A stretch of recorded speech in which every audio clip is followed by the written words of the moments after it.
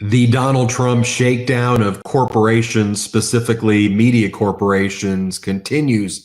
The Trump FCC has opened up an inquiry into CBS, who Donald Trump is in a personal litigation with in federal court in Texas. Donald Trump had asked that Texas court judge to continue some of the deadlines there, and then boop, the FCC sends a letter of inquiry to CBS to turn over their 60 Minutes raw interview with former Vice President Kamala Harris, including outtakes. And there's believed to be settlement talks that are taking place between Trump individually, personally, and CBS in the Northern District of Texas, or in the federal court in Texas. Let me just remind everybody about the sequence here, about what we're talking about even. Vice President Kamala Harris gave an interview with 60 Minutes before the election. That's part of a tradition of candidates doing interviews with 60 Minutes. Trump refused to do an interview. He was too scared to do an interview. You may remember back in 2020, he walked out of that interview with Leslie Stahl. Then Donald Trump claimed that 60 Minutes edited out a portion of the interview with Vice President Kamala Harris regarding Gaza, or regarding an issue involving the Palestinian state. 60 Minutes said we didn't edit it out. There were different formats. The full video is available here. There were promos that were cut, but promos have cuts and we have editorial discretion. But here's the full interview. We released it. Donald Trump claimed that that violated unfair business practices to him, but really what he was doing is he was judge shopping to find the federal judge in Texas who has been very favorable to MAGA on everything and has basically tortured any non-MAGA litigant who appears before that specific federal judge. And that federal judge would give the Biden administration a really tough time. So Trump gave this big headline lawsuit right before the November election, $10 billion. Any legal observer would go, this is the most ridiculous lawsuit in the world. There's zero grounds for this lawsuit. This is literally sanctionable, frivolous, the most stupidest thing ever. Pick the word that you would have about it. That's how many people, thought about it. And now, after Trump took office, he's been basically going to media company, pay up on his personal petty litigations that would otherwise be very frivolous. So the first one to kiss the ring, ABC, George Stephanopoulos, they made the $15 million payment plus $1 million in legal fees, $15 million purportedly going to the Trump library, which hasn't even been built or even kind of considered yet. Okay, then you go to this Facebook. Meta settles for like $25 million, 22 for this library, $3 million in legal fees. Now, Paramount is the parent company of CBS. They're involved in merger discussions with Skydance Media. Shari Redstone, the daughter of Sumner Redstone, she's really wanted to sell her interest to Skydance. Now, obviously, Trump's DOJ is probably saying, we're not going to approve the merger. We're going to block the merger unless you do the settlement. Then swoops in the FCC saying, we're doing an inquiry. We're going to make this expensive and brutal and cause you a lot of pain, CBS. And while all of this is taking place, Harry, I have to imagine in the background, you have the journalists, people at 60 Minutes with this serious reputation that they've had as being great journalists, probably saying, we will make sure that we tank this. We're not going along with this. So you have all these interests, I think, taking place all at once. Sorry, Harry, that was a very long intro. Let me get your take on everything. No, it's good. Look, this is like the ultimate l'état c'est moi on Trump's part. The it's just plainly abuse of the FCC to try to influence a lawsuit based on something that happened when he wasn't president. It seems meritless from all we know anyway, but in his mind, there was a interview of Harris that was favorable to Harris. Of course, this happens every day on Fox, on OAN. That's how the news business works. If they were in the tank for that shouldn't have happened, but there's no possible defamation. He didn't try that. And just to put a finer point on this, Ben, this is now he's president, using his FCC to try to basically terrorize and get the media to sort of pony up. What is this like? It's like the first thing he got impeached for when he was president, but he reaches out to the president of Ukraine and for completely self-centered reasons, he tries to shake him down. It's what part of what happened in January 6th, trying to exploit the Department of Justice.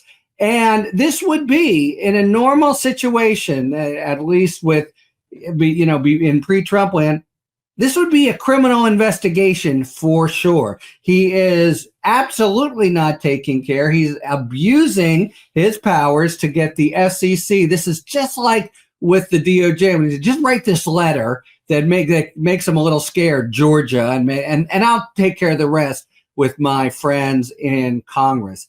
It is an outrage and a sort of moment of like crystalline corruption to be using the government, FCC, in order to plainly further his personal interests. Again, this is, if he has a grievance here, which I don't think he does, but it's when he was not even he was not an official at all. He was a candidate. He didn't like that interview.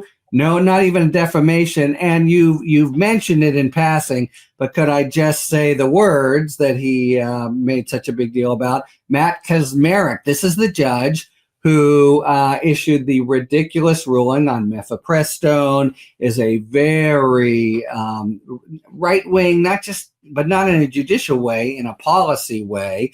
And of course, who's above him? The Fifth Circuit, the craziest court generally considered out there, and then the Supreme Court, if they would take this case. So he could very easily get away with it, even though honestly this is something that could well be a criminal violation having to do with the statutes, where instead of taking care, he's using U.S. resources, U.S. enforcement, to have his own way and serve his own personal interests. The conversation that he must have had with the acting head of the FCC, send this letter, in another world, that would have gotten someone impeached or criminally convicted, and even that's completely off the table. But in terms of the just breathtaking corruption of it and the utter confusion of the governments and what the government's there for with the personal interests of Donald Trump, it's just completely stunning. Of course, so much has happened that's stunning, but it's such a clear-cut example of just, I'm going to take whatever goodies I have, whatever government levers, because I'm president, and see if I can't slap around my personal antagonists and make them kind of pay up for what they did to me personally. It's just amazing. Harry, you mentioned what he tried to do in the first administration, and people wouldn't do it. Send this letter. Everybody remembers the big scandal where Trump tried to, put people to lead the DOJ, push out all the people, the career people at the DOJ, so the letter would be sent about finding him the votes or seizing the voting machines or saying that the states should just say that their elections were incorrect and that there'll be a new one pursuant to the DOJ edict. Remember, then the leadership of the DOJ said, no, we're not doing that, and we're all going to do a mass resign, and Trump backed down. So right now, though, Trump and Musk are firing everybody, and now they put in place the people who are writing those letters at every agency to pursue his own petty personal aims. And ultimately, while egg prices aren't going down, grocery prices aren't going down, inflation's going to go back up again. These crazy tariff threats are creating massive instability in the markets while we're firing people at the FAA, and the control tower that was in DC is understaffed.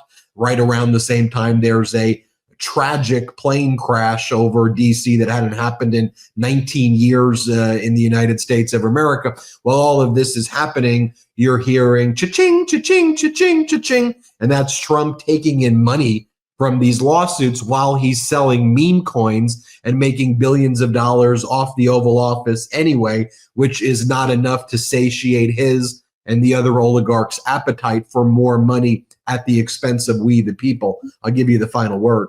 So it's just 100% true. You hit it on the nose as always, Ben, but it's not just that. He's leveraging his powers as chief executive of the United States in order to do this, in order to shake down CNN, who's got to be thinking. I think you're probably right. Now that they seem to be pushing back, but we saw ABC or Disney not push back, and this is really it's so blatant. And it really, in a different world, would be a crime. And this is one of the things we can see about the ongoing consequences of the U.S. Supreme Court in the immunity case. But we do a lot of these things, Ben. I really enjoy them, and often we go to the headlines.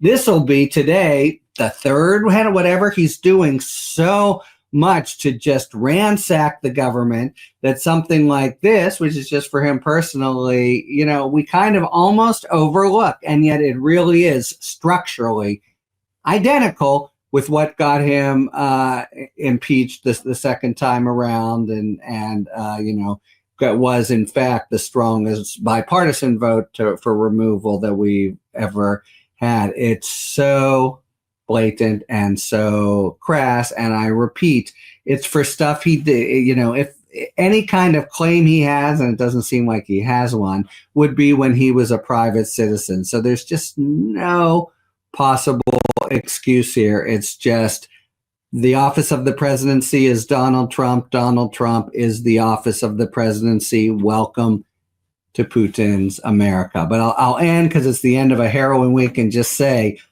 all of this, we're in a big, big hole, but we start always, I think, by identifying the lie, calling out the lie, and waiting till the day comes, and I think it will, where it's clear in history and to the American people, fewer than half still support him, and they never have, that these are lies. That will be the sort of stake in the heart, to, in vampires' terms, of Donald Trump. So we just have to keep fighting at that level, just starting with, it's a lie, it's a lie, it's another lie. We're going to keep track of all of this, make sure that the headlines aren't buried by other headlines, try to let you know what you need to focus on, keep track of it, give our legal analysis of these matters to help foster the dialogue within the legal community. There's going to be lots of legal challenges that are going to be mounted, against this. And look, reading between the lines here, and this is just my opinion, seeing what's taking so long, is it seems that Redstone's daughter, who controls the estate and who controls the company right now, she wants to resolve this. She wants the merger. She wants to sail into the sunset, quite literally, with billions. The other billionaire, the Skydance, has billions of dollars, I think, through family money as well. They want to make this acquisition and they want to get it done. Oligarch deal. And then I think you have buried in there a news division that has the most incredible history. But for whatever is happening, we don't know what's happening, but you could imagine what's, I think, happening with those hosts who are basically saying, well, good luck on your merger when we tank the news division, because we're not going to go along with that. And now they're trying to figure out, how do you deal with that? That, to me, I don't know, but and Harry, we don't know, but we've handled nothing like in this dystopian world, but you can pick up on cues, and that seems to be what's happening. Yes, it does.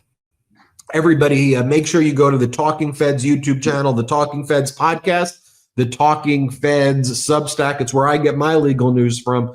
Talking Feds YouTube, Talking Feds Substack. Talking Feds podcast. Thanks, Harry.